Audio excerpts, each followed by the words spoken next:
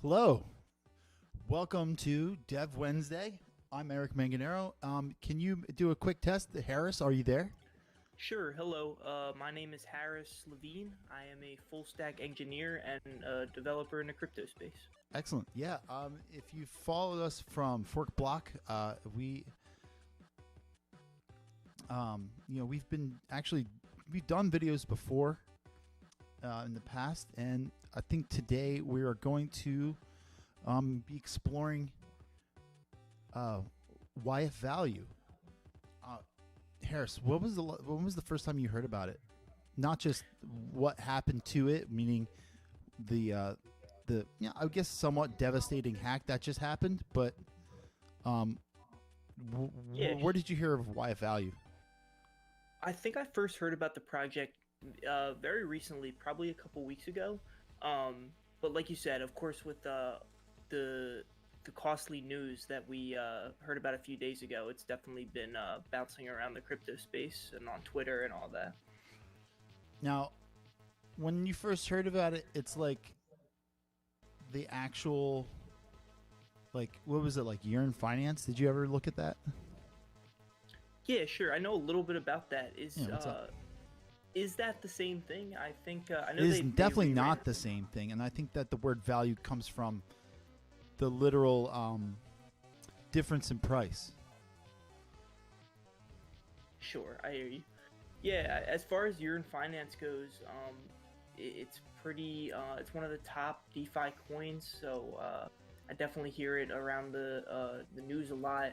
And yeah, now that I'm looking a little bit further into it, I do see a lot of similarities between these two projects, especially in the vaults and it looks like they have some staking and things like that. Yeah. So, guess what we're trying to accomplish here today is that we're going to read a couple of articles that inspired me basically to do a stream on it, and that I think we've done another stream on reentrancy attacks. You can check those videos out. We also have what we try to do is try to zoom directly into the code that we hear about, and that's what I feel like this today is what it's for. For That's sure. okay. Yeah, Yeah. and definitely check out that stream about re-entrancy, given that that's actually one of the crucial attack uh, points that actually happen to cause this particular hack that we're going to discuss today. So it's definitely a prerequisite. So, for those who are reading, we're talking about what is a reentrancy attack. Is basically I have a graphic up. It's basically when we have a fallback function, we have a withdrawal balance, and an ether transaction. And what happens, just to keep it up, the mechanism is the example of a reentrant process can be sending an email or a user typing an email using their favorite client, save a draft, send another email, and then finish the message later. But this is a harmless example. However, imagine a poorly constructed online banking system for issuing wire transfers. Okay, that's a good way of explaining it. It's basically like um, if we have if we have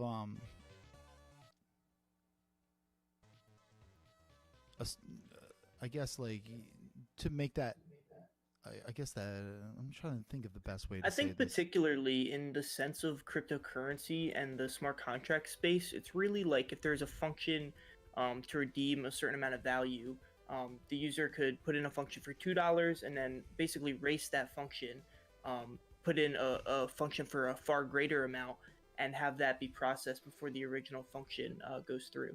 Yes. So let's see. Let's do a quick run of like why value. So let's see.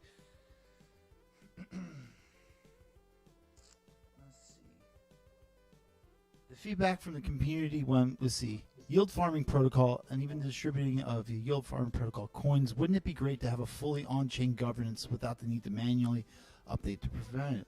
Okay, so YF value is a bunch of things coming from the actual community. So the feedback from the community is quite valid and on point, and that's why we built a solution to do all these values, and we bring you yield farming to you. And therefore, YF value was born. It's a governance token. Okay.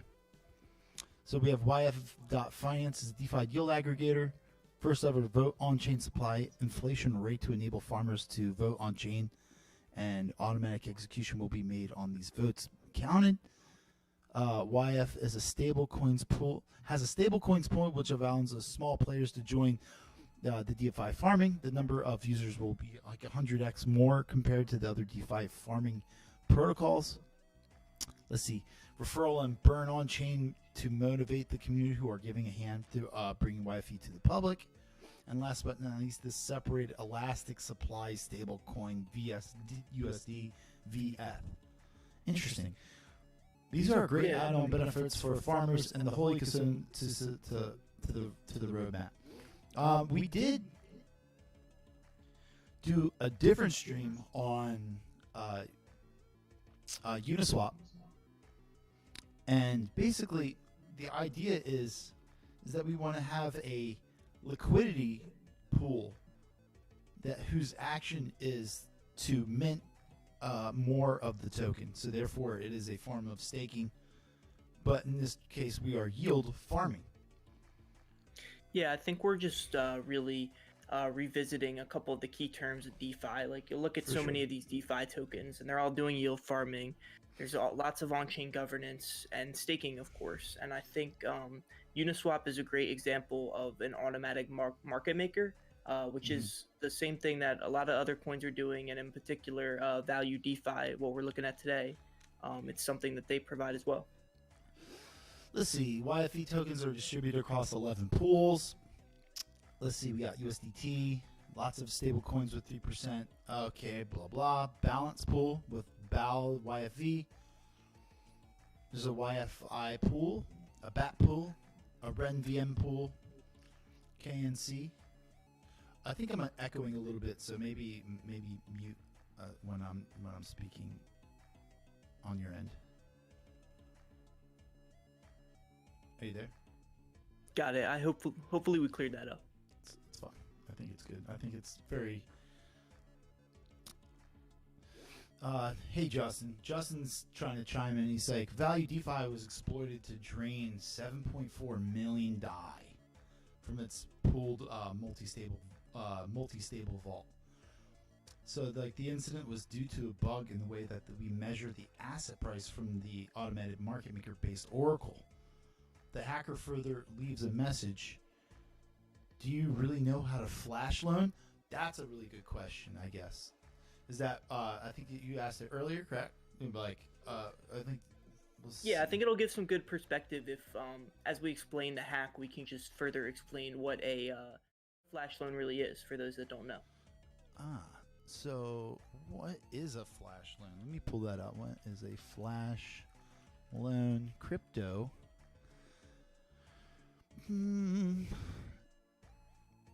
Binance. Ooh, Binance has.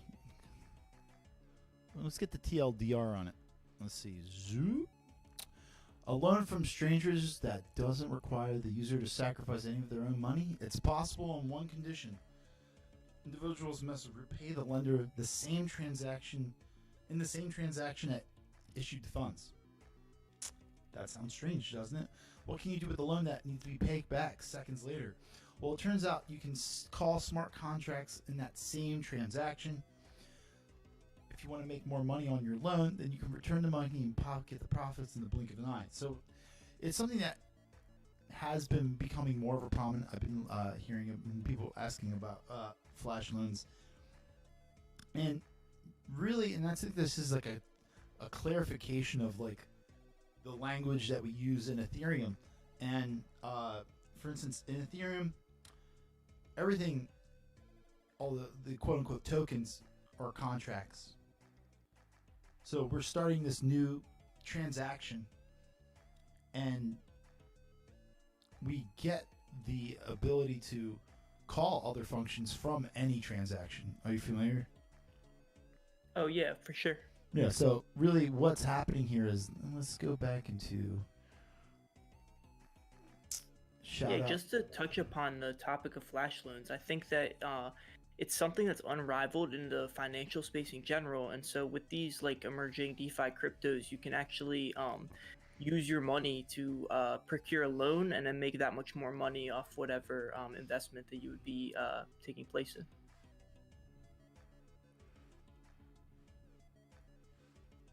Okay, so let's look through I'm at the first Medium article.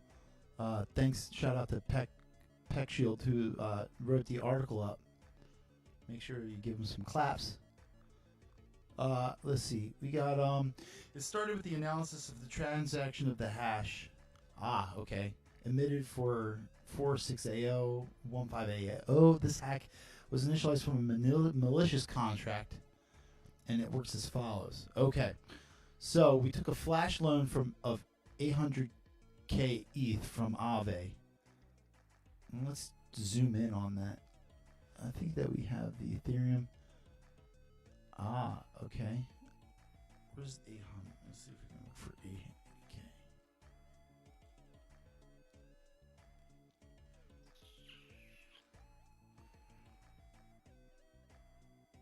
Aave lending pool flash point receiver 0.65 BD. Let's see. 675 BD.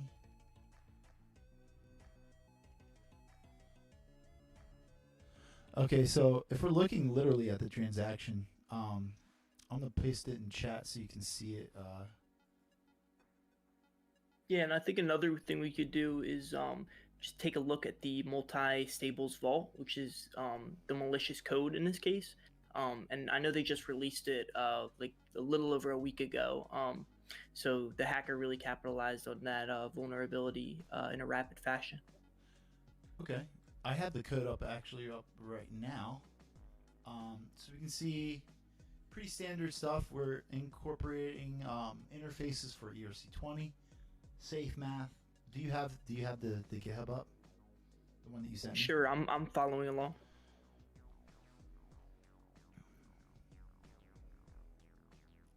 Let's see.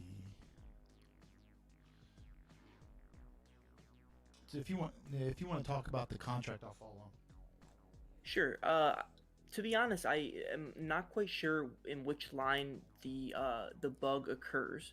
I'm looking on. It must have something to do with the sending of either the staking of tokens or the sending of a transaction. Something that disappointed me is within the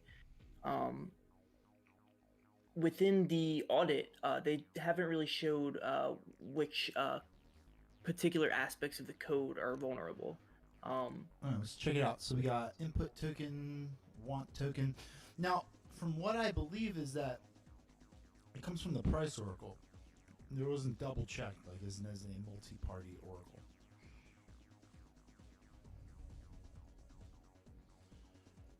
Can you speak into it? Speak again, so I see if I can hear you. Can you hear me? Yes.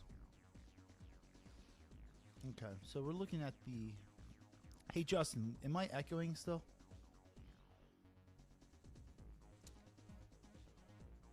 I think I did a pretty good job of trying to isolate that.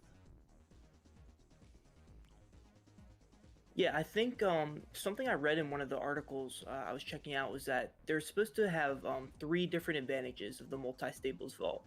One being the flash loan attack prevention, 2 being a fake token attack prevention, and 3 being a reentry attack prevention. And basically here it says that all 3 of those attack vectors were thwarted. So, well, not thwarted, but taken advantage of, rather. Let's see. Base converter. Calculate token amount of display. Where are you? Transfers tokens of all kinds. DAI, USDC. Okay. We're looking for, if you want to help me look for the Oracle call. Let's see.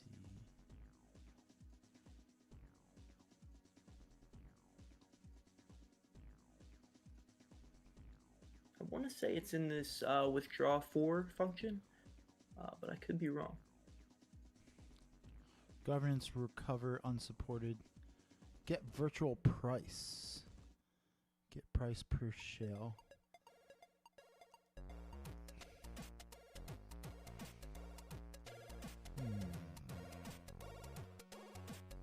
Because this is the withdraw for function is what processes the swaps. And it looks like it's also connected to the Multivolt controller.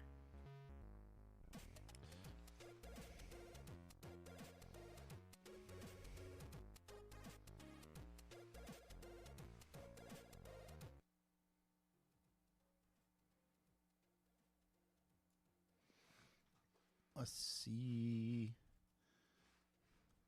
So the breakdown is happening here. Let's see.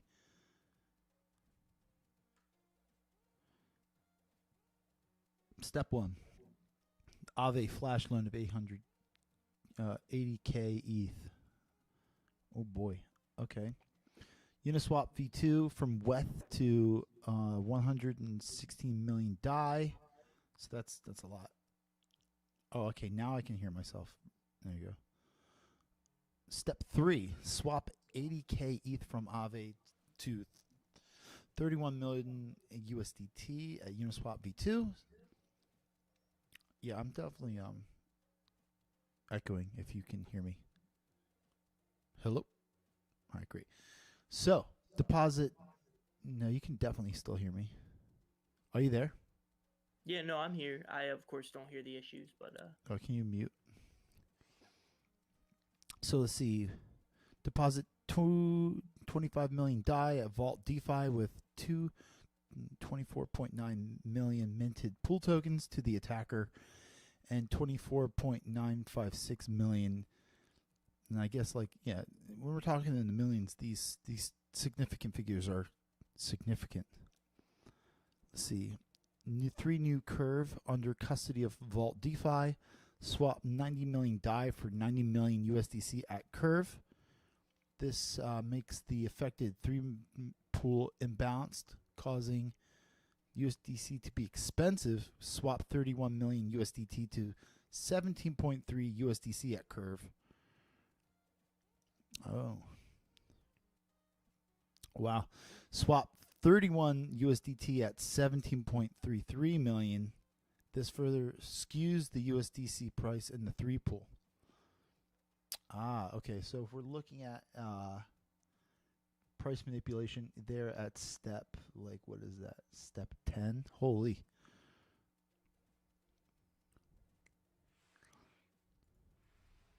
Yeah, I guess that is the flip side of price oracles. I mean, you can get intelligent decisions based off the prices of these cryptos, but if there's vulnerabilities in your code, it could just be taken advantage of, like the multi-million-dollar scheme that we're seeing right now. Yeah, which begs the argument for multi-party oracles. So, like, the idea behind that is that you want to get the price action from multiple sources, and to help with price manipulation of what those assets are. Let's see.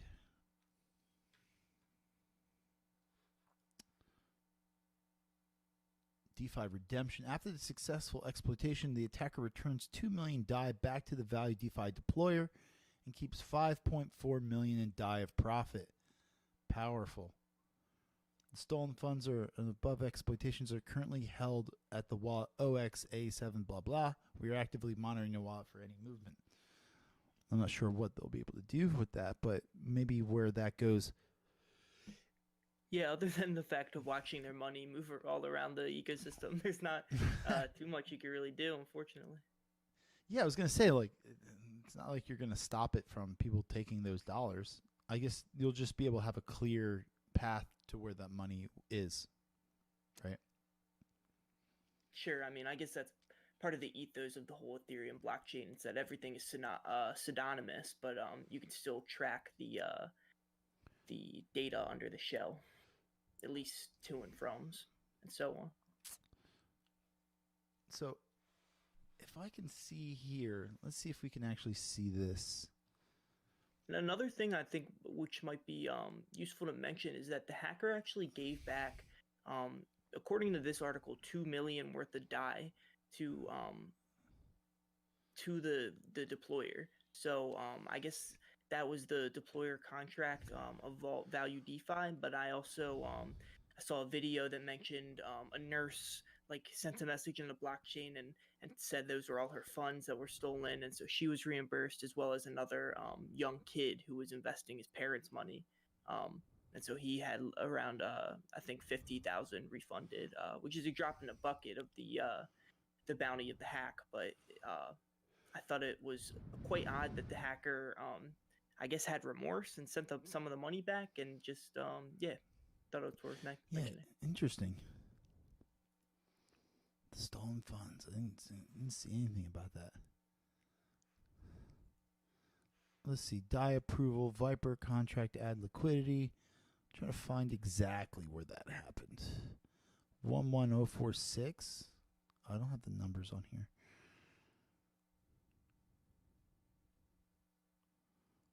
Well, yeah, at the end of the you definitely need to have holy.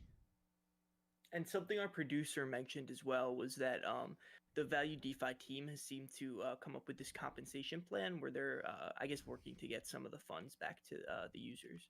That's what it looks like.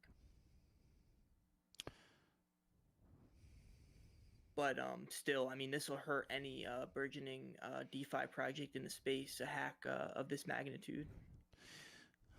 I'm just trying to think about how that would be easily like assuaged in like where token exchange, buy or receive. So I think actual token exchange.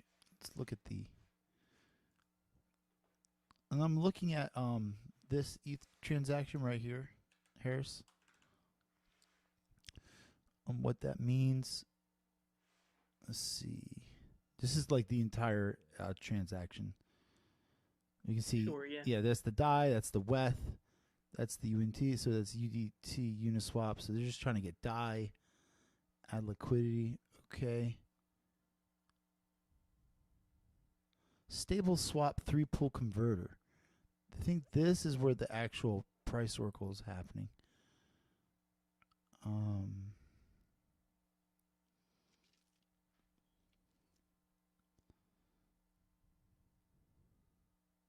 Where is it? I want to get down to this. What is it? Upgradability.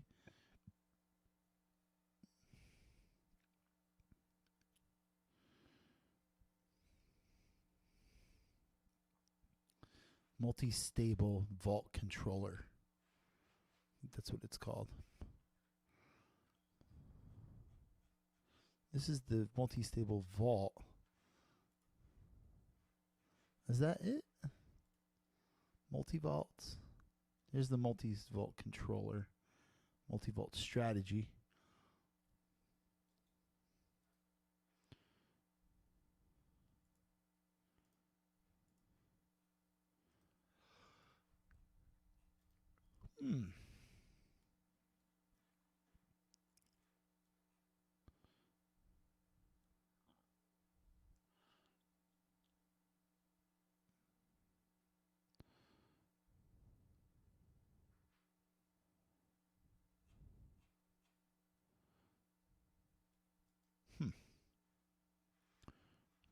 Let's look at.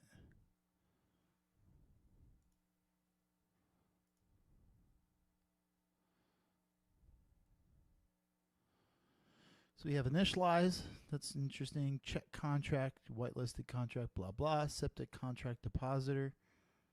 Whitelist contract, unwhitelist contract. Okay. Balance. Balance of token. Nope. Balance to sell. Nope. Second controller. Nope.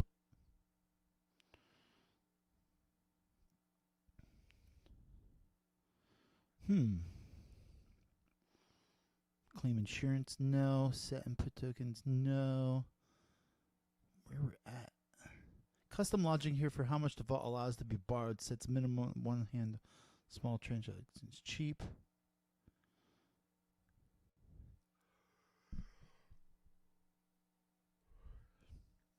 Let's see. Deposit. No.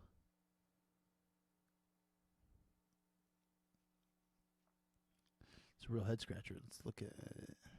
Do you see anything?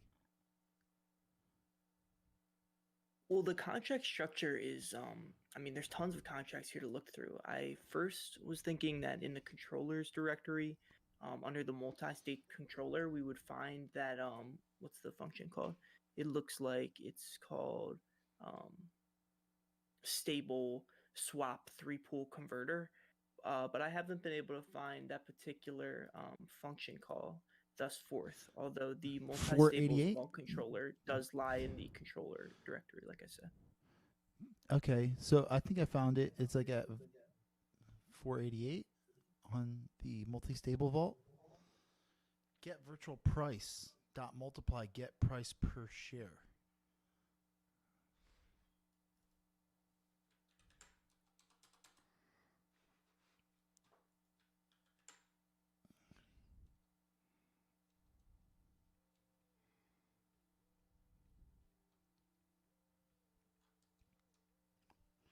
Get virtual price. Return base converter.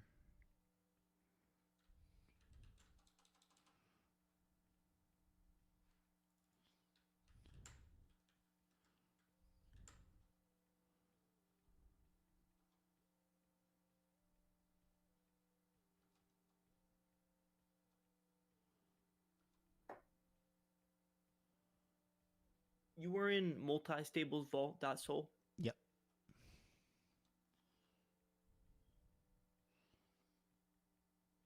I think it's the interface for the Multivolt Converter, I think it's called. Multivolt Converter. Let's go back. Multivolt Converter. That's just the interface for it.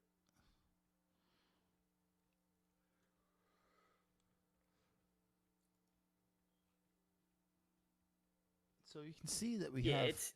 No, go ahead. No, continue. Yeah, well, I was just going to say that it's definitely the multi-volt converter, as that's where it allows the converter for the 3 CRV, which is one of the crucial points of the hack.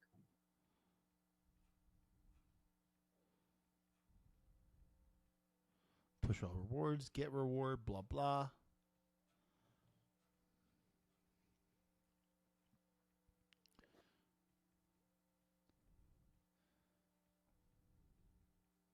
Where would that be?